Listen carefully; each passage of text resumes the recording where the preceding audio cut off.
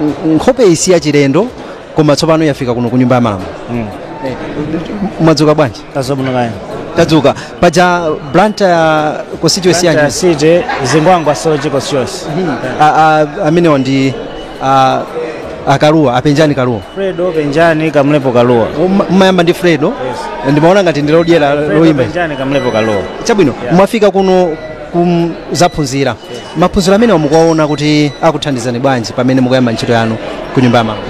Okay, one maphunziro atikumbusanso kuti tonse aphungu amene tabwera kuno tikhoza kusiyana zipani kusiyana chani komano agenda yathu ndi imodzi. Agenda yathu ndi Malawi.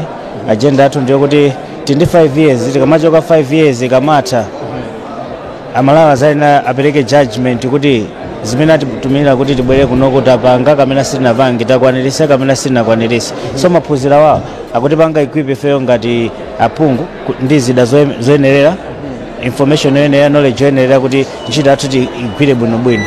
Yeah. Koma inuyo mwakonzeka motani kuti mwatumikire anthu aku constituency yanu, anthu atu akudalirani ku constituency? No, nakonzeka fight na ima. Kukonzeka munthu umakonzeka spiritually, umakonzeka physically, umakonzeka munjira zosiyana-siyana. So nakonzeka chifukwa chake tinapanga nawo participate muzisankho. Sunali ulendo ophweka kubwera kuno eti? No, sunali ulendo ophweka. Ulendo opanda mulungu sungatheke. So kwa ine umbali yanga I think sinamukomera mulungu kuti zitheke. Watituma kuti tigwire ntchito yake. So sunali yophweka. Osamina mayima ngati kwathu kuja analiso anthu oti so nawo sanali ndikuthekera. Koma constituency naso chimodzi-modzi. Last time nayimapo kwa mulungu anandi ndinodikirani kaya. So sizikanatheka pazokha opanda mulungu. Mwafika kuno ndino achinyamata, anthu akhala ku kamba iya achinyamata mwina talowa mnyumba ya malamulo, tikuona nkhope zambiri achinyamata. Mukwalonjeza zotani achinyamata kupatula aku constituency wanu chifukwa inuyo ndi mmodzi mwa iwo amene akusankhani kupita ku nyumba ya malamulo? Mukwalonjeza zotani achinyamata? No, one achinyamata tikwalonjeza kuti fetapa nga represent the best way possible. Komanso azipanga follow achinyamata zochitika. Achinyamata aja sikuti mmene feta ngobwera kuno kuti siyane pompa ulendo utendere limodzi. Achinyamata ine ndikuwapempha kuti nawonso azikhala ndi chidwi chotsatira kuti kodi akati mpindi ndani ntchito ya mpindi chani roho ya mpindi chani zimene angakwanisa panga ndi chani zimene sangakwanisa panga ndi chani. So my expectations zao ndi roho yathu zizikhala zofanana chifukwa simungapanga expect kuti ineyo ngati MP ndikachinya zigoli ku timu ya Malawi. Mwandipesesa? So we need to be realistic. So tiyende limodzi. Ifeta apa ngati represent best way possible. Kutanthauza kuti mufunabe thandizo lawonso ngati achinyamata? No, tili limodzi. Munthu mmodzi susenza denga. Ulendo ndo watonse. Tathokoza kwambiri Fredo Penjani Kamlepo Kaluwa. Dzina lija ndichonde? Labaiti ziko wapi? Amene ndi Fredo Penjani Kamlepo Kaluwa akutero kuchokera ku Blantyre Zingwangwa constituency. Iwowa ndi phungu watsopano amene amusankha ku nyumba ya malamulo kuti ayimire dera limenelo. Nthawi iliyonse tikhale tikucheza ndi osiyanasiyana amene abwera kuno ku bingo wa Mutharika International Convention Center BICC, amene amayankhulawo ndi akuluakulu aku nyumba ya malamulo. Payankhulapo ndithu ena aku United Nations Development Program, kwayankhulanso kazembe wa dziko la China, akamba ndithu zambiri zonse kulunjika kuti kodi athandiza bwanji dziko la Malawi makamaka aphungu amenewa kuti azitha kupanga malamulo abwino, azithanso kukonza mfundo zabwino zolimbikitsa chitukuko mdziko lino. Ndimafuna kuti tiyambe kucheza ndi mmodzi pano kuti timve kuchokera kwa anthu osiyanasiyana amene asonkhana kuno, amabungwe omwe si aboma, aphungu a nyumba ya malamulo, komatu onsewa ndi amene amagwira ntchito zimene zimakonza ku nyumba ya malamulo kuti zinthu ziziyenda ndithu kumeneko molongosoka, zinthu zizipya ndithu kumeneko ku nyumba ya malamulo. Poyamba tinamva kuchokera kwa mkulu wa bungwe limene ndi la Africa Institute for Development Policy amene ndi Dr. Elia Zulu. Amafotokozanso ndithu zimene bungwe lawo limachita makamaka polimbikitsa ntchito za nyumba ya malamulo. Iwonso tikhale tikuwakoka kuti timve zambiri kuchokera kwa iwowo, atifotokozere kuti kodi akonzeka motani kuti athandizire nyumba ya malamulo kugwira ntchito yake ulendo uno, komanso tikhale tikucheza ndi mabungwe omwe amalimbikitsa amayi pa nkhani zosiyanasiyana. Mwina tisanatero tiyambe ndi kucheza ndi Honorable Patricia Whiskes. Tikulandireni kuno ku Bingwa Mutharika International Convention Center. Mwina inu ndi phungu amene angosankhidwa kumene kuchokera ku Lilongwe Nankhaka constituency, ngati sakulakwitsa makamaka ndi Lilongwe City Nankhaka yomwe. Chabwino, mukuyembekezera zotani pamene lero mukuyamba maphunziro kuti kodi ku nyumba ya malamulo mukagwire motani ntchito? Ine choyambirira ndithokoze utsogoleri wa parliament pokonza dongosolo limeneli kuti tisadalowe nkati moja kuyamba kugwira ntchito, tikhale ndi maphunziro apaderadera. Ine chiyembekezo changa makamaka ndichonena kuti mmene tabwera kuno tsopano anzathu a parliament ayambe kutiphunzitsa kuti kodi tikakhala nkati moja kodi zokambirana zija zimayenda bwanji, kuti phungu ufikepo kuti wayimirira wayankhula zimatani, kodi business yomwe ikukambidwa tsiku limenelo yomwe ija mchizungu timati order paper imachitidwa motani. Ndiye ndikuyembekezera kuti ngakhalenso chikhalidwe chathu conduct yathu ngati ma MP etiquette iwo ngati parliament chiyembekezo chawo ndichonena kuti akuyembekeza kuti ife tizichita conduct motani. Ndiye ndi training yabwino, ndi training yamphamvu kwambiri. Ndikukhulupirira kuti kamatha wiki imeneyi come out different, satikhala chimozimozi, tikhala ndithu atiguruma kuti sopano ntchitono ya MP yayambika. Kodi maphunziro amene amathandiza ndithu ndi ofunikira, ndipo amene wamusachepetse ndi ofunikira kwambiri chifukwa chokuti imakhala ngati ndi induction yoyambirira yeniyeni kuti tsopano kwachoka ku constituency kuja wafika ku nyumba ya malamulo, koma kodi uyambire pati, chifukwa funso limenelo ndi funso lomwe MP wina aliyense amakhala nalo, ndiyambira pati. Ndiye maphunziro amene wawa ndi opereka danga kuti tsopano ngati aphungu a nyumba ya malamulo tikhale pamodzi kuti anzathu ku parliament atithandizirenso kuti kodi kugwira ntchito yathu mkati mwa nyumba ya malamulo tiyambire potani. Chabwino, tathokoza kwambiri chifukwa nthawi yanu. Zikomo kwambiri. Amenewo ndithu ndi Patricia Whiskes, ndi phungu wa nyumba ya malamulo kuchokera ku Lilongwe City Nankhaka constituency. Zikomo kwambiri. Zikomo kwambiri. Tikupitirabe kuno ku Bingwa Mutharika International Convention Center BICC. Ndikufuna kuti ndiyankhule ndi Ane Maluwa. Takulandirani. Mwina poyamba tikudziweni kuti mwachokera bungwe liti? Zikomo kwambiri. Ine ndi Ane Maluwa, ndimagwira ntchito ndi Oxfam in Malawi. Ndikuyendesa project imene ikulimbikitsa amayi achinyamata komanso anzathu aulumali kutengapo nawo mbali pandale. Zikomo. Mwina kongoyamba kuti lero aphungu akuyamba maphunziro amene awasankha kumene, ngati bungwe mumalimbikitsanso nkhani zakuti mwina pakhale kufanana amayi ndi abambo ku nyumba ya malamulo, ndinokhutira ndi chiwerengero cha amayi ndi abambo amene abwera ku nyumba ya malamulo lendo? Ndikhoza kunena kuti ndife okhutira chifukwa chonena kuti ngakhale kuti azimayi ambiri sanachite bwino komano manambala akwera.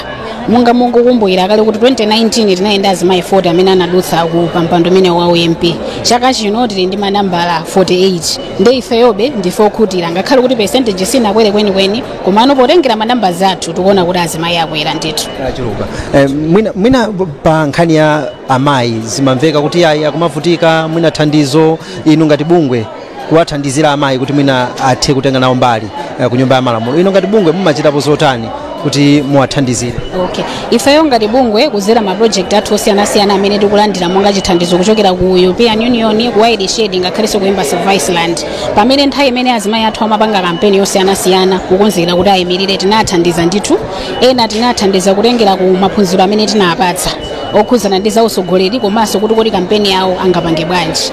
Komanso kuposerapo enanso tinathandiza ndi makalenda, tinathandiza ndi maposta ngakhalenso mabana potengera kuti ena amatha kukhala kuti akuyimira koma amatha osadziwika bwino kudera kwawo. Ndi tinaona kuti ndichofunikira kuti tiathandize ndi mama materials amene wakuti ngati athandizire kuzionetsera kumadera kwawo kuti adziwe yomwe ngati asogoleri.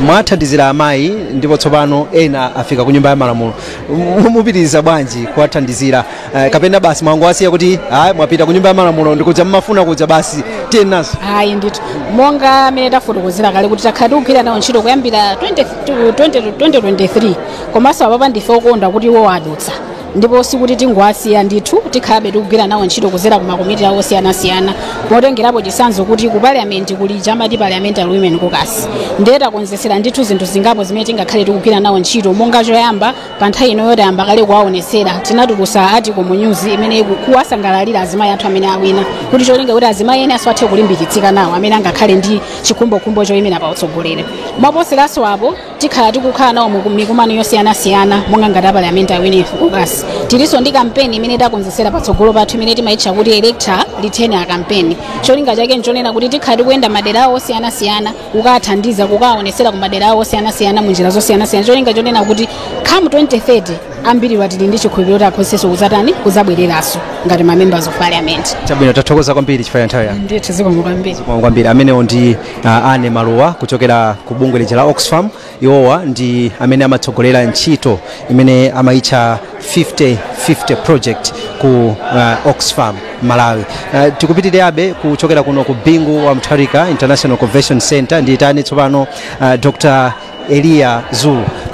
Mawa bwino mwachokera ku AFIDEP timafuna timve kuti bungwe lanu ngati AFIDEP mwina mwakonzeka motani mmene nyumba ya malamulo tsopano akuphunzitsa aphungu amene awasankha kumene mwakonzeka motani kuti mugwire ntchito ndi boma limene lilipo tsopano komanso nyumba ya malamulo.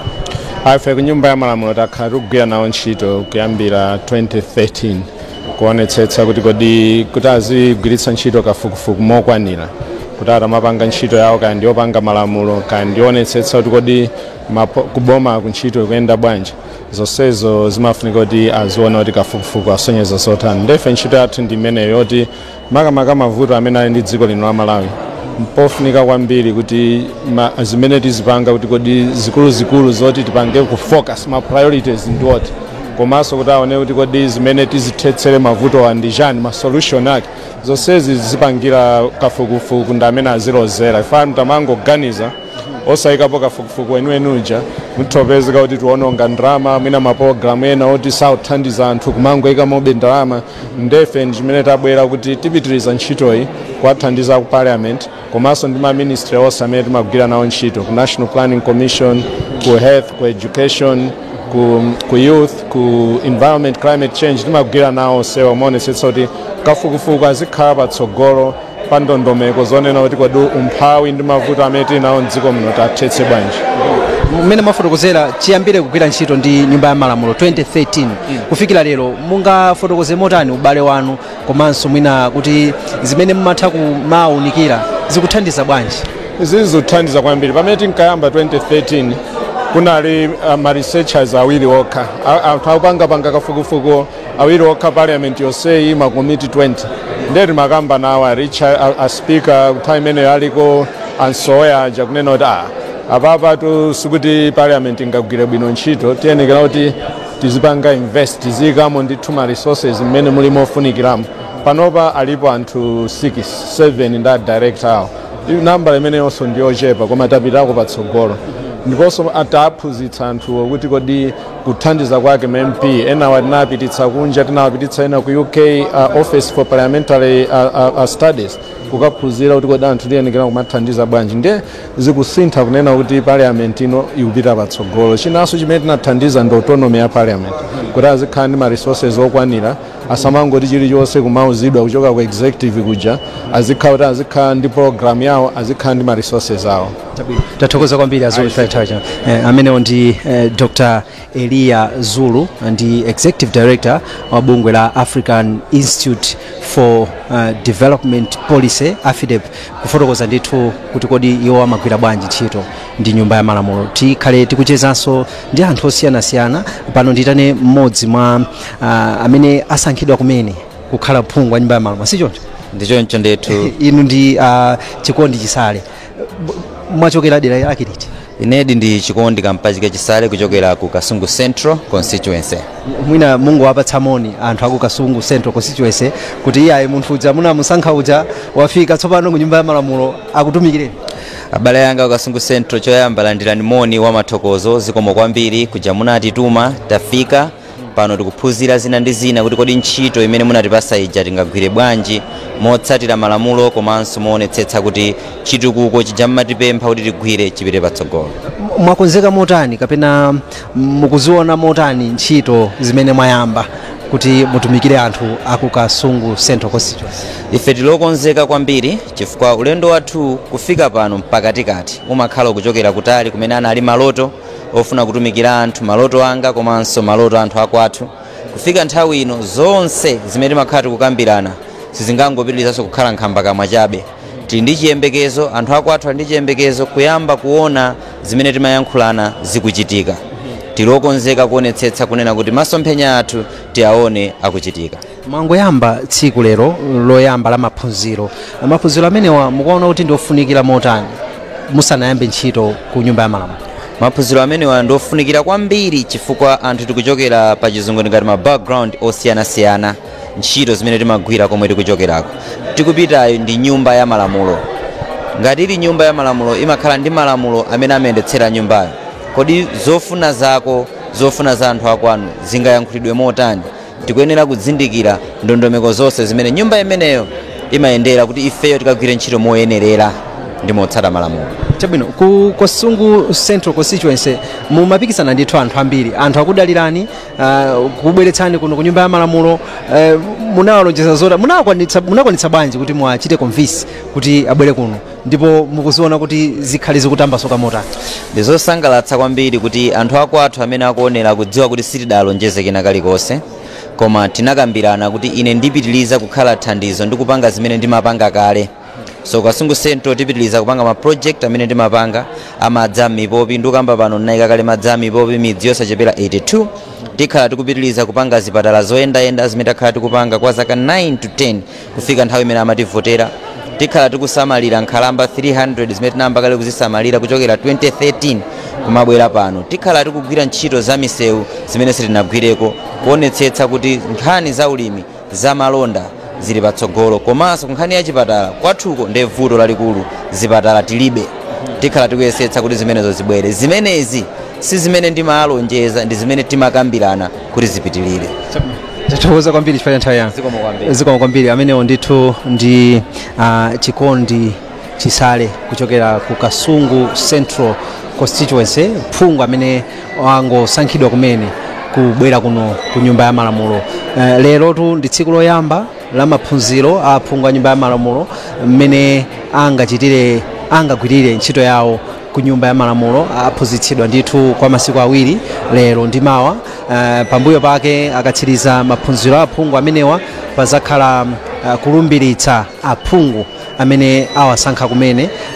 Ntchito imeneyi ndi imene imayenera kuchitika phungu asanayambe kugwira ntchito. Amalumbira kuti tsopano ndine phungu ndipo ndakonzeka kuti nditumikire anthu anga ndipo nditumikiradi anthu anga motsatira malamulo. Akalumbiritsa aphungu kutsiriza ndiye kuti msonkhano tsopano wa aphungu a nyumba ya malamulo udzakhale kuyamba ku nyumba ya malamulo konkuno ku Lilongwe. Pali aphungu 224 amene akulandira maphunziro kuyambira lero, ndipo aphungu amenewa ndi amene akuyembekezeka kuti alumbire. Kumbukirani kuti mdziko lino muli madera aphungu ochulukirapo 229, koma amene asankhidwa kufikira pano ndi 224.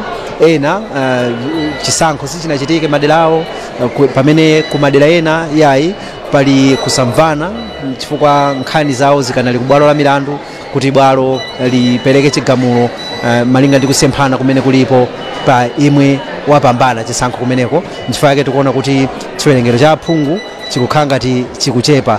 Tsopano chimene chikuchitika kuno ku Bingu wa Mtharika International Convention Center ndi chakuti aphungu anayamba atuluka kaye kuti akatole chithunzi chifukwa limakhala ngati tsiku la mtengo wapatali, tsiku loyamba kubwera kuno ku nyumba ya malamulo. Ndiye amakajambulitsa chithunzi limodzi ndi akuluakulu ku nyumba ya malamulo, limodzi ndi aphungu anzawo, kutero kuti akhale akubwereranso mu chipinda ichi kuti apitirize maphunziro awo.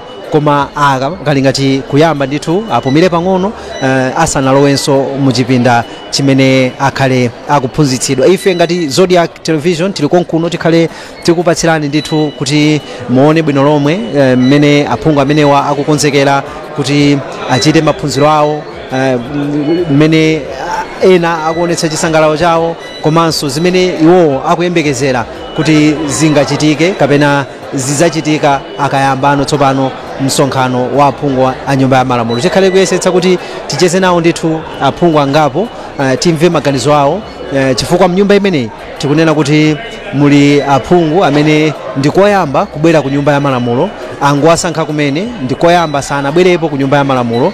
Then pali aphungu ena amene ndioti anali kale ku nyumba ya malamulo akubweranso ngati phungu awasankhanso kachikena abale awo anzawo, anthu akuma constituency kwawo ndiye akhale akubweranso ndithu ku nyumba ya malamulo. Ena ndithu maulendo awiri, ena maulendo atatu, ndiye tikhale ndithu tikucheza ndi mmodzi tione pano mwina tikulandireni mawa bwino, tikudziweni kuti dzina ndani komanso mwina inu ndi phungu wa nyumba ya malamulo akusankhani kumene mwachokera dera liti?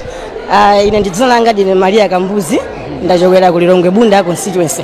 Apatseni moni anthu aku Lilongwe Bunda constituency amene akusankhani kumudzi, muyang'ane kamerayi muwapatse moni. Zikomo kwambiri. Anthu anga ku Lilongwe Bundako ine ndinothokoza kwambiri poyamba tifanya ndikhulupirira kukachikhulupirani pa ine pondipatsa voti yanu. Mafuna ndikulonjezeni kuti sindikukhumudwitsani, zonse zimene tinakambirana nthawi ya kampeni tizikwaniritsa, tithandizana kuti kwa dera lathu.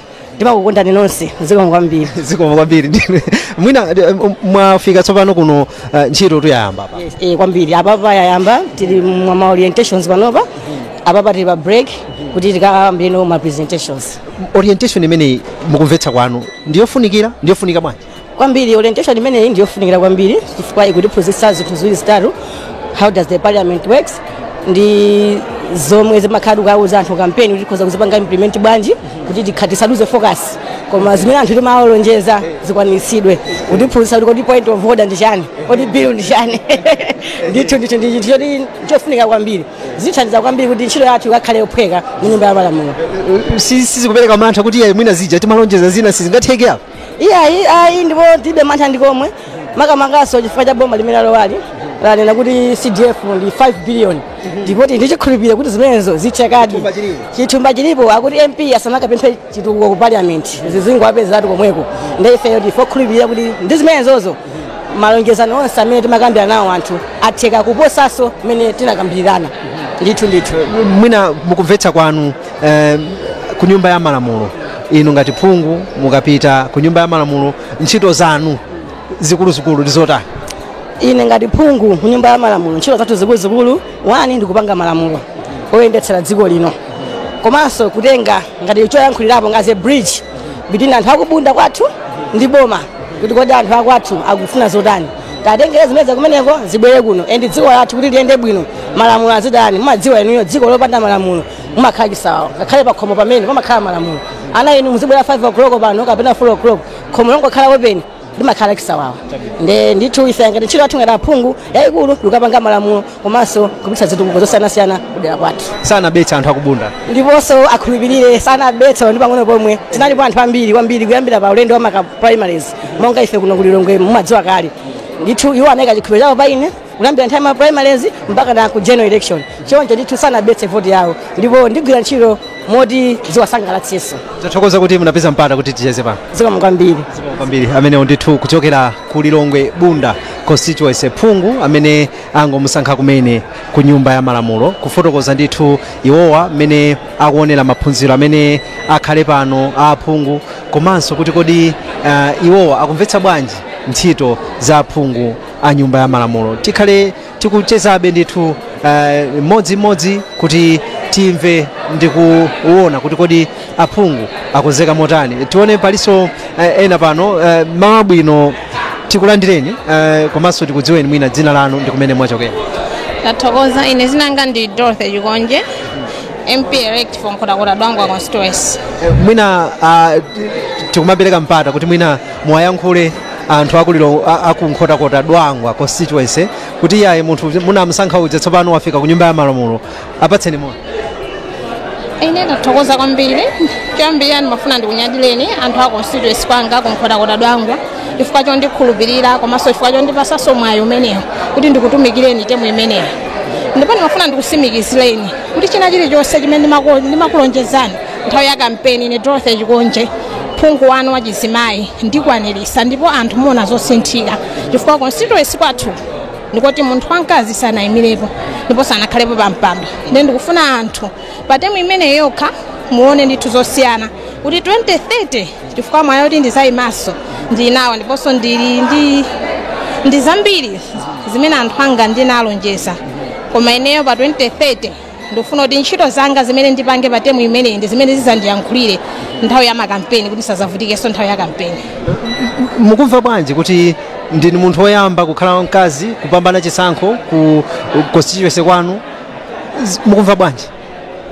Ine kupambana chisankho ndikuva chimwemwe kwambiri chifukwa sichinali chinthu chapafupi, ndimalimbana ndi anthu oti anali ndi ndalama zawo, anali ndi kuthekera kwawo, azibambo amene analinso patsogolo pa ine, koma anthu adera langa anandikonda ndipo ine ndikuwathokoza kwambiri. Munatsimikizira zotani, munalonjeza chani kunkhotakota kuti akusankheni inu? Mukuona kuti chimene chinachititsa kuti asankhe inu ndi chani? Ine anthu aku constituency yanga kunkhotakota dwangwa ndinalonjeza zinthu zambiri chifukwa ife constituency yathu ndi constituency imene yosalira nkhotakota yonse, ndi imene zinthu zambiri kulibe. Ndingonenako chinthu chachikulu chimene kwathu kulibe ndi full boarding secondary school, ndipo anthu anga ndinalonjeza kuti ine ndikapita ku nyumba ya malamulo ndikapempha ndithu ndikuwapempha kuti kwathuku chabwino loma sekondari awiri okhangobwera chifukwa ndi constituency yomvetsa chisoni kwambiri. Si sekondari yokha, simbali ya maphunziro yokha, koma pali zinthu zambiri or even ma health center madera ambiri mulibe, chipatala chachikuluso tilibe, ndoti anthu ambiri amavutika kuchoka kudwangwa akapanga lifa chipatala chachikulu amakafika kunkhotakota, ndeti pamafunika ndeti pakhale ambulance komanso mafuta oti wathirire. Ndene ndikuwalonjeza ndithu kuti aona kusintha kumbali zonse, simbali ya maphunziro olo ku health ndi mbali zina zosiyanasiyana, anthu anga aona kusintha. Chabwino, ndathokoza kwambiri kuchokera kunkhotakota Dwangwa constituency. Chabwino, aita kunyadilani zikomo kwambiri. Zikomo. Amene ndithu ndi phungu amene angomusankha kumene kuchokera kudera la phungu la nkhotakota Dwangwa constituency. Kufotokoza ndithu kuti iyayi iwowa ndi munthu woyamba kusankhidwa kukhala phungu kudera limenelo wamkazi. Ndiye kuti zimene zikuchitika ndi zakuti kudera limeneli la Dwangwa nkhotakota Dwangwa constituency tsopano kuli phungu amene ndi wamayi.